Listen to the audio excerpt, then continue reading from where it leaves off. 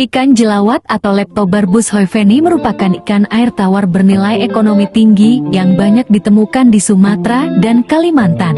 Namun, budidayanya menghadapi kendala, yaitu pertumbuhan yang lambat dan efisiensi pakan yang rendah. Untuk mengatasi masalah ini, penelitian kami menguji penggunaan hormon pertumbuhan rekombinan, RGH, dan hormon tiroksin, dikombinasikan dengan pakan berkadar protein berbeda. Tujuannya adalah mencari kadar protein optimal yang mampu meningkatkan pertumbuhan, efisiensi pakan, sekaligus menekan biaya produksi. Dengan begitu, budidaya ikan jelawat bisa lebih menguntungkan dan berdaya saing tinggi di pasar perikanan. Adapun larva yang digunakan diperoleh dari Balai Perikanan Budidaya Air Tawar (BPBAT) Sungai Gelam Jambi. Larva yang digunakan berumur 5-10 hari. Tahap awal yang dilakukan dalam penelitian ini yaitu akuarium terlebih dahulu, dibersihkan menggunakan sabun, dan dibilas menggunakan kalium permanganat, PK. Kemudian dibilas sampai bersih. Air yang telah diendapkan diisi ke wadah, sebanyak 15 liter air, dan diberi aerasi yang bertujuan meningkatkan kadar oksigen. Selanjutnya, pembuatan larutan hormon RGH dan tiroksin. Siapkan hormon kemudian dihaluskan dengan cara ditumbuk hingga halus. Hormon RGH yang berbentuk serbuk harus dilarutkan terlebih dahulu sebelum diambil sesuai dosis. Proses pengenceran dilakukan dengan melarutkan serbuk hingga homogen. Larutan hormon RGH yang telah dipersiapkan kemudian dicampurkan ke dalam media yang mengandung hormon tiroksin untuk digunakan dalam penelitian. Sebelum dilakukan perendaman larva uji dengan larutan hormon tiroksin dan RGH, tahap awal yang dilakukan adalah kejut salinitas.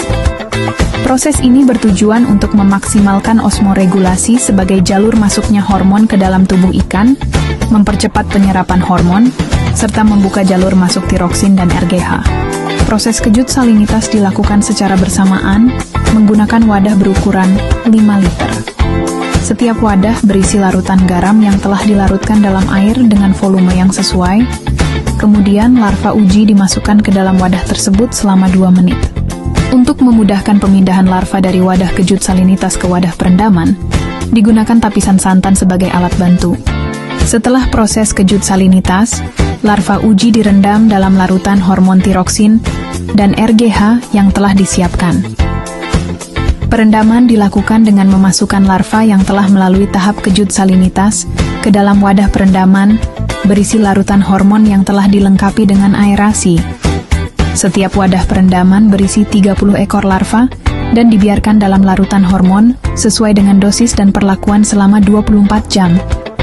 Setelah proses perendaman selesai, larva dipindahkan ke dalam akuarium menggunakan tapisan santan. Tapisan santan yang berisi larva diangkat secara perlahan, lalu larva dipindahkan dengan hati-hati ke dalam akuarium. Untuk tahap pemeliharaan larva, dipindahkan ke dalam akuarium yang telah dipersiapkan dengan volume air 15 liter dan padat tebar 2 ekor per liter selama 40 hari.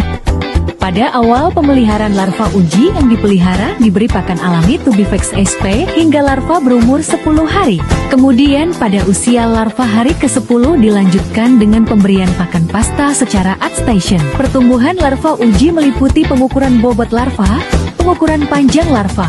Pengamatan pertumbuhan dilakukan sebanyak 5 kali yaitu pada hari pertama, hari ke-10, hari ke-20, hari ke-30, dan hari ke-40.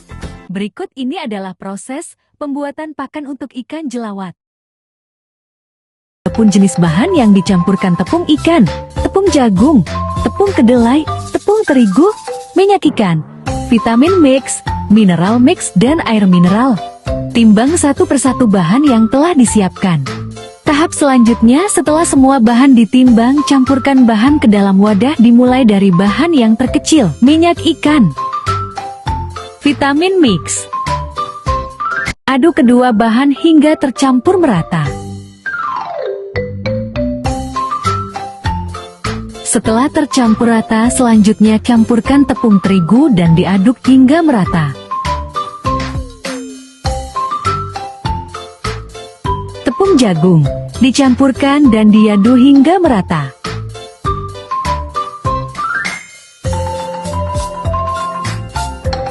Selanjutnya tepung ikan dicampurkan dan diaduk hingga merata. Setelah bahan-bahan tercampur merata, langkah selanjutnya campurkan dengan air mineral yang telah dipanaskan hingga mendidih. Kenapa air yang mendidih? Agar suatu pembentukan pakan tidak melekat di mesin pencetakan. Campurkan air ke dalam bahan dan diaduk hingga merata. Langkah berikutnya, ambil pakan yang telah diaduk dengan air lalu digumpalkan dan dimasukkan ke dalam mesin pakan, dan putar mesin pakan siap dicetak. Setelah pakan tercetak, proses selanjutnya pakan dijemur di bawah panas matahari selama setengah hari lalu didiamkan dan dipacking ke dalam plastik dan diberi label, disimpan agar pakan tahan lama. Pakan siap dikasihkan ke ikan yang telah direndam menggunakan RGH dan tiroksin. Berikut pemberian materi kepada masyarakat, tepatnya di Desa Pulau Terap, Kecamatan Kuok, Kabupaten Kampar, mengenai cara pembuatan pakan dengan dosis protein berbeda. Kalau yang untuk fermentasi, kalau kita udah vakum ini semua, nanti kita fermentasi beda lagi. Berikut adalah proses adaptasi ikan yang telah diadaptasikan menggunakan pakan dengan kadar protein 30%. Benih udah dimasukkan, adaptasikan dulu sekitar 15 menit. Setelah itu baru kita tebar ke keramba.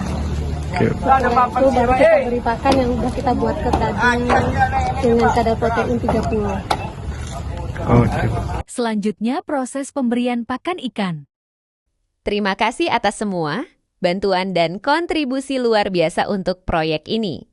Dan terima kasih